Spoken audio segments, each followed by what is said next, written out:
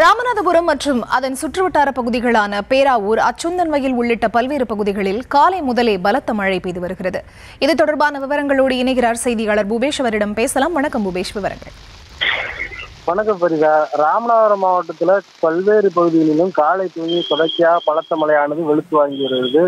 குறிப்பாக ராமநாதபுரம் நகர் பகுதியான அந்த அச்சுந்தவயல், வண்டிக்கார தெரு, அதே போல பழைய பேருந்து நிலையம், புதிய பேருந்து நிலையம், அரண்மனை உள்ளிட்ட பகுதிகளிலும், அதே போல புறநகர் பகுதிகளான பேராவூர், காட்டூரணி, பட்டினம் காத்தான் மற்றும் ஆர்எஸ் மடை உள்ளிட்ட பல்வேறு பகுதிகளில் காலையிலிருந்து பலத்த மழையானது வெளுத்து வாங்கி வருகிறது.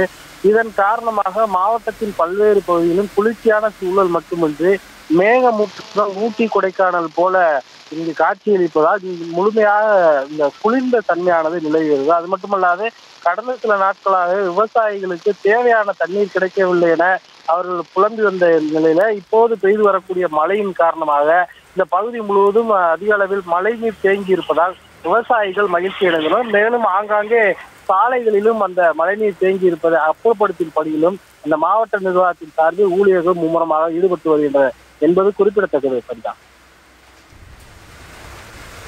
விவரங்களுக்கு நன்றி பூபேஷ்.